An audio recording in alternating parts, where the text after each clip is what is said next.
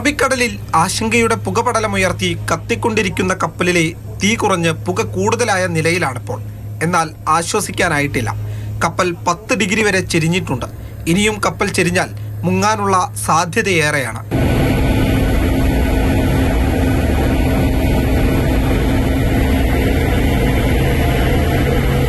പൊട്ടിത്തെറിക്കുന്ന രാസവസ്തുക്കളുള്ള കണ്ടെയ്നറിനുള്ളിൽ തീ പടരുന്നത് നിയന്ത്രണ വിധേയമാക്കാൻ കടലിൽ നിന്ന് ജെറ്റ് പമ്പുകൾ ഉപയോഗിച്ച് വെള്ളം ചീറ്റുകയാണ്. 2000 ടൺ ഇന്ധനമുള്ള ടാങ്കിലേക്ക് തീ പടർന്നാൽ വലിയ ദുരന്തമാകും ഉണ്ടാകാൻ പോകുന്നത്.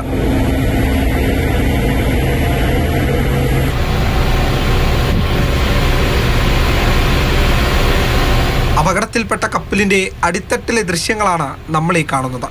കടലിൽ കാണാതായ 4 പേർക്ക് വേണ്ടി കൂടിയുള്ള മുങ്ങൽ വിദഗ്ധരുടെ തിരച്ചിലിന്റെ ദൃശ്യങ്ങളാണിത്. എന്നാൽ ഇവരെക്കുറിച്ച് ഇതുവരെയും വിവരങ്ങളൊന്നും തന്നെ ലഭിച്ചിട്ടില്ല. തീ പടർന്നു പിടിച്ച കണ്ടെയ്നറുകളുമായി വാൻഹായ് നിയന്ത്രണമില്ലാതെ തെക്ക് ദിശയിലേക്ക് ഒഴുകുകയാണ്. അപകടം നടന്നിടത്തു നിന്ന് 2 കിലോമീറ്ററിലധികം കപ്പൽ ഒഴുകി മാറിക്കഴിഞ്ഞു. എന്താണ് പുറം കടലിലെ അവസ്ഥയെന്ന് ഈ ദൃശ്യങ്ങളിൽ നിന്ന് വ്യക്തമാണ്. ആ ഷിപ്പിലോട്ട് എടുക്കാനോ അല്ലെങ്കിൽ ക്രൂവിനെ രക്ഷപ്പെടുത്താൻ സമയത്ത് ഈ ഷിപ്പ് മുമ്പോട്ട് പോകുന്ന സമയത്ത് കണ്ടെയ്നേഴ്സ് ഒക്കെ ഫ്ലോട്ട് ചെയ്തുകൊണ്ടിരിക്കുക. ഈ കണ്ടെയ്നേഴ്സ് സ്റ്റീൽ അയൺ കണ്ടെയ്നേഴ്സ്. അപ്പോൾ ഇങ്ങനെയുള്ള ഈ കണ്ടെയ്നേഴ്സ് ഷിപ്പിൻ്റെ പ്രൊപ്പല്ലറിലടിച്ച് ഈ ഷിപ്പിനും ഈ പോകുന്ന ഷിപ്പിനും അതൊരു നല്ല സ്റ്റേറ്റ് അല്ല, ഡേഞ്ചർ സിറ്റുവേഷൻ. സോ പക്ഷേ ഒരു കാൽക്കുലേറ്റഡ് റിസ്ക് എടുത്തിട്ട് അവർ കോംപ്ലക്സ് മാനുവർ ചെയ്ത് കഴിഞ്ഞിട്ട് അവിടെ എത്തിയിട്ട് ചെയ്യുന്ന it's a great thing ships.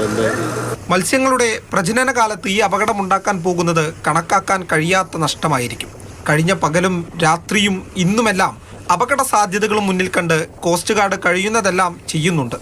കപ്പലിൽ നിന്ന് ഒഴുകി വരുന്ന ചരക്കുകൾ നീക്കുന്നതിനും രക്ഷാപ്രവർത്തനങ്ങൾക്കുമായി കപ്പൽ കമ്പനി ഈ രംഗത്ത് വിദഗ്ധരായ വിദേശ കമ്പനികളുമായി ചർച്ചകൾ നടത്തുന്നുണ്ട്.